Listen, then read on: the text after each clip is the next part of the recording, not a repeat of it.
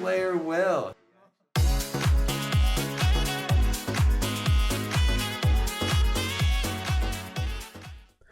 Welcome back, Visions fans. Ready Player Will here. We have the Pixel Remaster finally releasing this week, months after we were hoping for it. Well overdue, and I know a lot of people are obviously excited, not only to either A, finally pull a unit they've really been looking forward to having, or B, being able to upgrade a unit you already have and want to try to use a little bit more. Now, very briefly, let me spoil this entire video for you. If you're coming in here and you're hoping, let me pull one of these characters because I've never pulled them before, let me very briefly save you some time and frustration. I would recommend to pull none of these units if you're looking to build them for the very first time, unless you genuinely love this character and just want to play them, and whether they're good or not, be damned, you just want to have some fun, then go ahead and do it. From a competitive balance perspective, these characters are not up to snuff to where the game is going. I will give right now a couple of honorable mentions, though, that TMRs you should look to acquire. Number one is the Kain TMR, one of the best TMRs in the game. If you do not have Kain, he is still a very solid pull for the TMR only. I know Yuna is another one of those where her TMR is still frequently used at the top end of the game. She's another solid pull for the TMR only. And then it's been a while, but Noctis's TMR isn't the worst one in the world. I haven't seen it be used in a little while, but at least I've seen it used in top-end Guild Wars. So again, for those of you looking to pull from use this character to beat the meta or really be competitive, I'm going to dash your hopes right now. I don't really think any of these units cut it, but there are still some good investments for the TMR alone.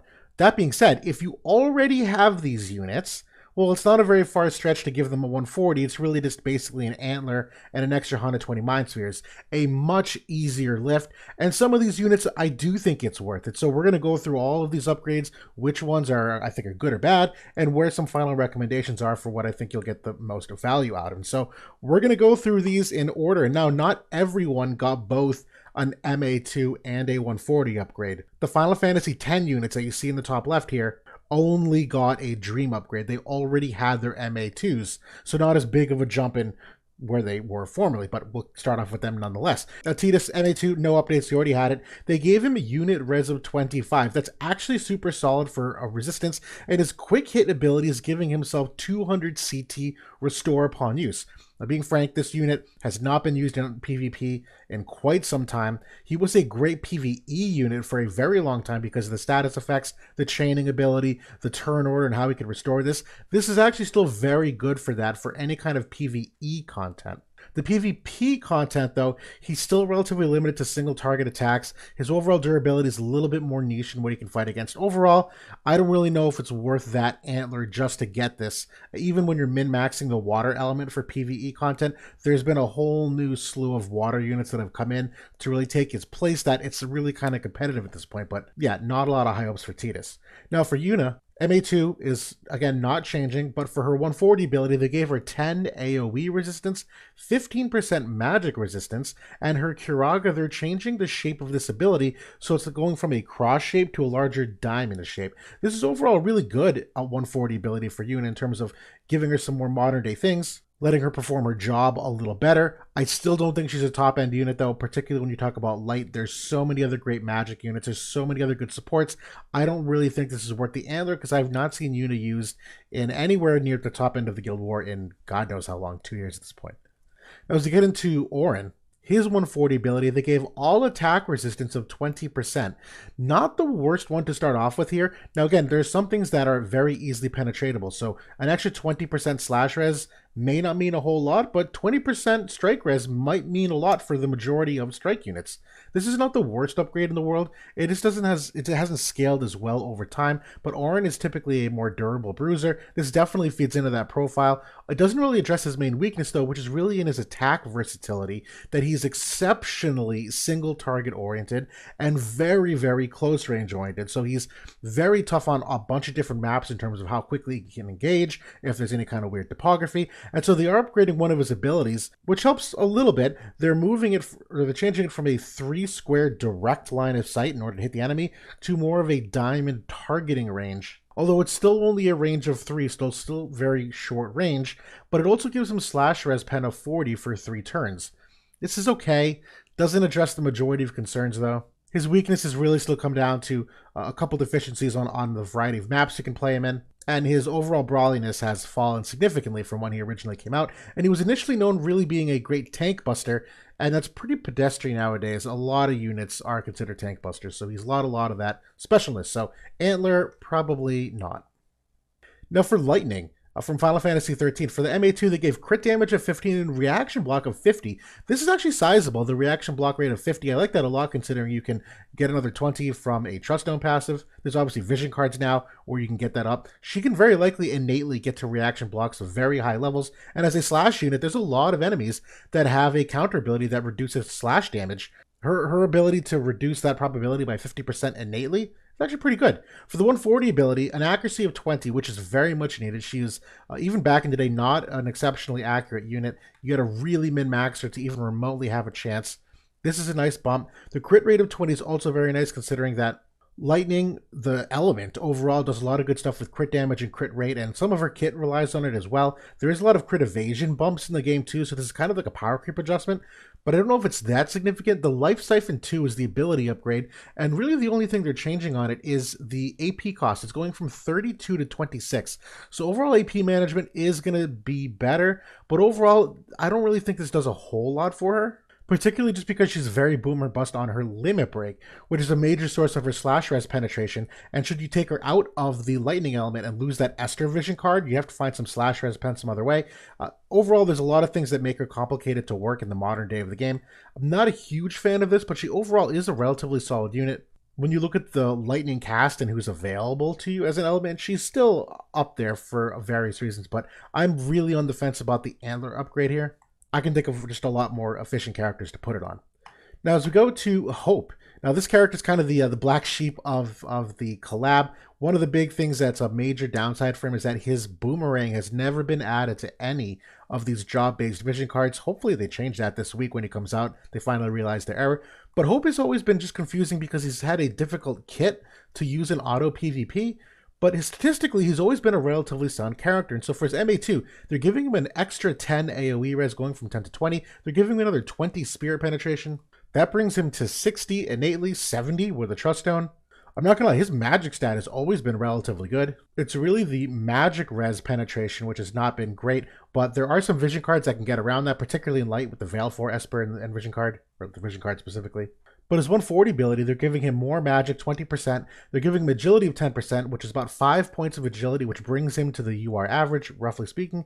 And they're upgrading his buff here, Phys Synergy 2, to include 20% magic damage in addition to the 20% physical damage buff that he gives teammates. Now, this is a cross-shape AoE. This has always been a good buff. Conceptually, it just stunk that it didn't include magic. This is a nice increase to the ability, though. I overall don't hate this, considering where Light seems to be going at the moment with what they've been given for Addison Rae, what they've been given for Helen of the Black Rose, where the vision cards have come out for Light overall. Now, again, as we go to more weapon-based vision cards, Hope's the odd man out. So for now, I say not worth the Antler, but honestly, he's not as far as people think. I think Hope still has some upside here, given where the game has gone.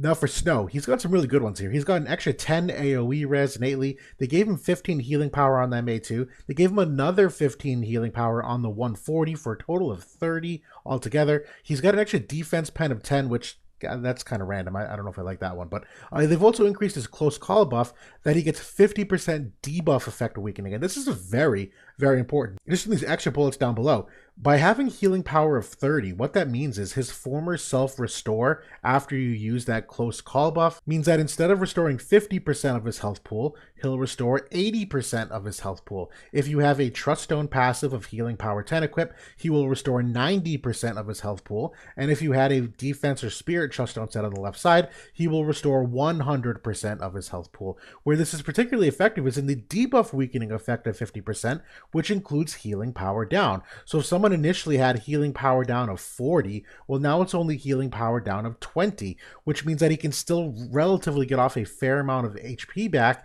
It's not going to be the full 80, 90, or 100% here, but it's going to be far more than what he used to get decreased down to, which is his really main source of survivability. So overall, this is a very smart upgrade for Snow. I don't really think it does a ton to escalate him to the top of the tanks again in the game. He still has some problems in terms of survivability overall, but you know, he's kind of just a one trick on that courage and heal back, which we've seen has enough counterplay that it's not, you know, undefeatable anymore.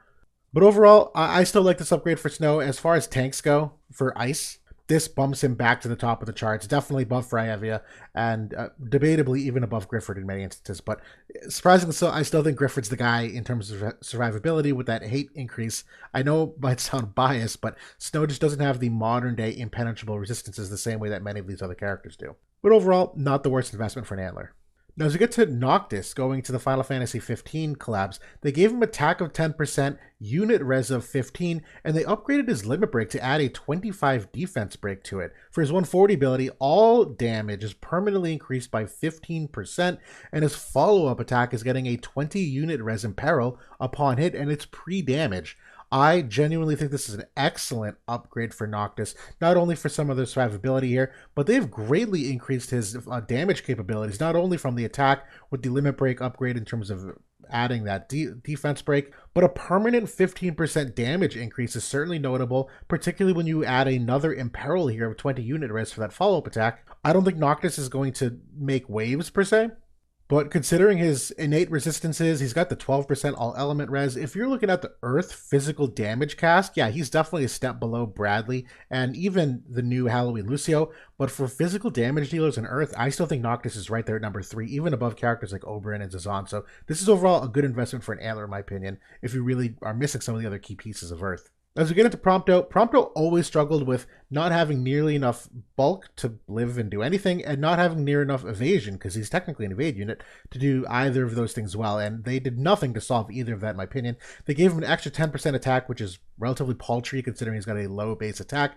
Reaction block of 40 is nice. We talked about that with Lightning. That's certainly a good innate attribute. Acquired AP of 30, which he didn't really need, in my opinion, but it certainly helps the gunner units. Those missile units really do require 100% uptime for their damage. For the 140 ability, they gave him missile res pen of 20. Again, it's nice, but he's not really known for his damage. He's more of like a status effect manipulator and an enabler for your team, where he's got a decreased CT of 15%. He's got a dark imperil of 25%. So it's kind of his shtick, if you will. They gave him a crit rate of 20, which again, I didn't really think was necessary, but a lot of missile units are high crit rate units. So, the damage perspective here, I think they swung and missed. They did upgrade his ability of Dark Parabellum. That's the one with the 25% Dark Imperil and the blind chance. It now gets piercing, and it changes its target radius. So it used to be this 4 range ability, not including any range you could buff him with as a missile unit. 4 range ability, but you had this blind area in the middle where you couldn't hit anyone. Now you can shoot there, and you can pierce through enemies. So overall, this is a solid upgrade to this ability. This ability was not anything overpowering, though. I still don't think it is. And I don't think they did anything to address his bulk and survivability, where his health pool and evasion and all of the metrics are still very, very poor. Sorry, Prompto. Go back to taking pictures. Now for Aranea, this is a relatively good upgrade. They've increased her crit damage from 5 to 15. They gave her Pierce Res Pen of 20, which is more than most Pierce units get. Most Pierce units get none. They only get the 10% from the Trust Stone. So the fact that she gets this 20 plus a Trust Stone passive of 10 for 30% Pierce Res Pen, actually pretty nice. She's also got this decreased hate of 3, which I actually think is kind of odd. She was always kind of known as like an above average build of character in terms of bulkiness, that I would have thought it'd kind of be the opposite, that maybe they go for an Eld kind of build with hate generation. They went the opposite, though, in terms of decreasing her targeting, and it's not a bad thing for her. It just might be a bad thing for a teammate that ends up getting smacked around instead of her. But overall, I like the MA2. The 140 ability, they gave her decreased skill activation time of 250, reaction block of 30, which again, is a really solid thing nowadays.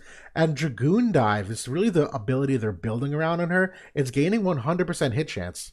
And just to remind you what that is, it is a 4 range ability that's a unit in peril of 30 pre-damage. It's now got the 100% hit chance, and it's also a 25% chance to inflict frostbite. Now this ability did have a cast time of 280, which is why I like the cast time down of 250. And so we're going to talk through a couple different scenarios here of the potential breakpoints you can now achieve with Aranea. Now Dragoon Dive is a cast time of 280. The other one is faster at 360. I won't go through that one in depth, but I really just want to talk more about this ability because this is the bread and butter of it. Should you have nothing equipped for cast time down, she will now use this ability innately at 3 ticks. That's still relatively slow.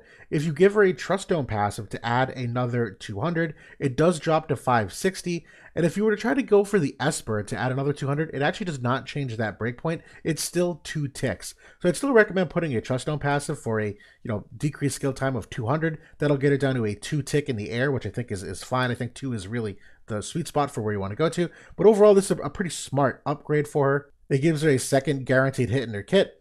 Overall, big thumbs up. I do think she's worthy of an Antler, particularly from the Pierce perspective, where there's not that many good Pierce units at the moment. And now, as we get to Final Fantasy IV, our oldest collaboration, Cecil is getting a massive overall here. They missed on the MA2 the first time around, or the Mastery ability. They did not give them the 10% and the attack up of the element. So Cecil's finally getting that. He's getting 10% HP, light attack of 15, slash res pen of 30, and a physical barrier for 3 hits of 50% damage reduction. It's basically the same thing that Miraga has as that Earth tank. And this 140 ability, they gave him a whopping 15% agility. It's about 8 total points to put him at the UR average. He also gets light attack of 15, and they upgraded his 120 ability so that it gives healing power of 30 for 3 turns, and it absorbs 70% of the damage done. Now, Cecil's always been kind of this brawler character, or at least intended to be, and always kind of missed the mark on that. They certainly tried to fix that right now with the physical barrier to start.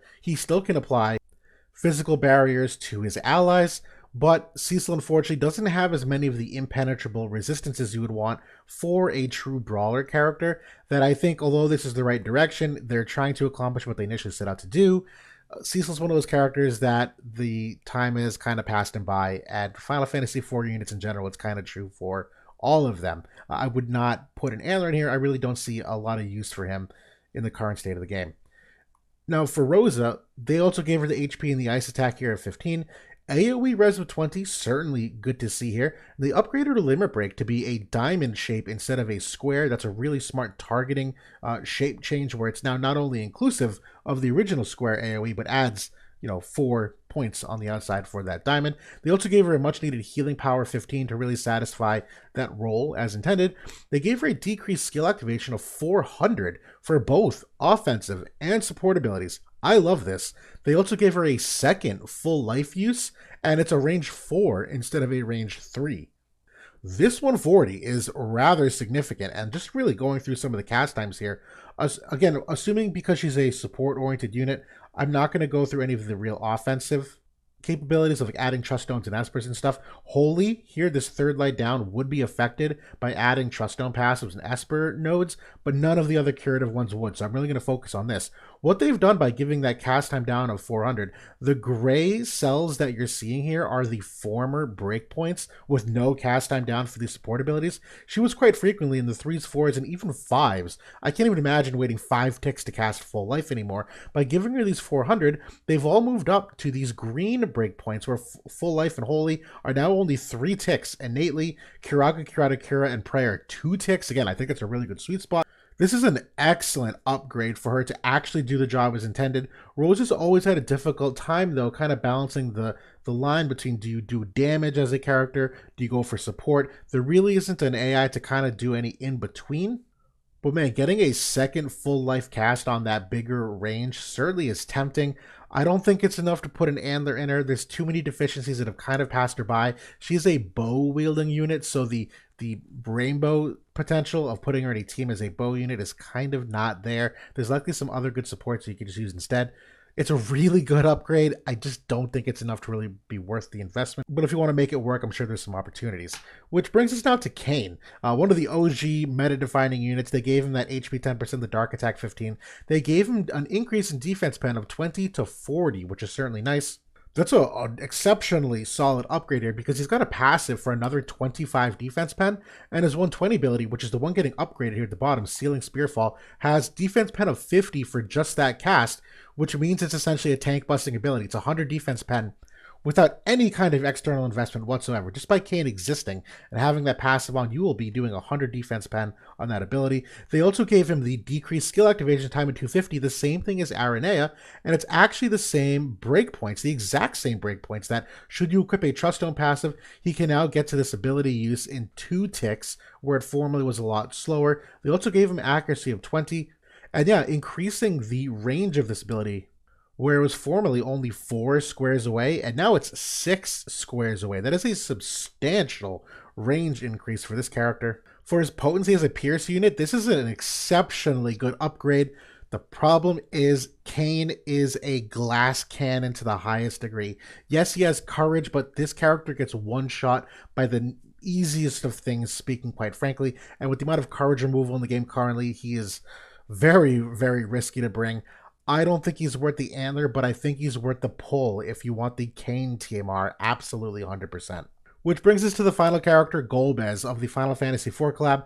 They gave him 15 accuracy and 10 unit res on the MA2. They gave him 10% HP on the 140, reaction block rate of 30, I know I'm laughing already, and they've increased this big diamond AoE to add a defense pen decrease of 30 for 3 turns. This is an exceptionally bad MA2 and 140 upgrade. This character needed so much more, where even upon release, he missed the mark on how tanky he was supposed to be. The unit res of 10 is not nearly enough to still satisfy that. His passive, that's the big defense and spirit increase, is still basically worthless for the majority of the battles. This is a relatively okay upgrade to this ability, but he needed way more in the way of bulk to really do the job as initially intended. This does not even come close, unfortunately, so big thumbs down. So the overall conclusion, definitely a little more viability by updating some of these stats and abilities to kind of keep them up with some of where the game has gone. Most of these units are still, unfortunately, statistically power crept. Just from like a base stats perspective, even the agility values on most of them are just brought up only to the average. The abilities themselves on these characters are generally inferior at this point, and the passives are as well compared to where modern day units are, and even more recent units in the future of the units certainly are. Quite honestly, will more than likely have no impact on fighting the meta. That doesn't mean they're not worth the antler upgrades. Again, just kind of recapping, I think that Noctis is worth an antler. I think Aranea is. I think Lightning is. I think even Hope is, tentatively speaking, on how this light meta shakes up with Black Rose Helena. I think so potentially is. And that's really it. Again, Yuna for the TMR, Kain for the TMR. But the rest of these units, I'm really not expecting much of anything. And that's not even talking like, top 5 or top 10 Guild War. I even think top 25, top 50. You'll likely have a very hard time using these units when you consider the Sephiroths and the Yufis and the Bridal Lies of the world. Like, it's just not even remotely close to being as competitive as it was back in the day. But that's it for now. Thanks for watching, everybody. I'll talk to you all soon.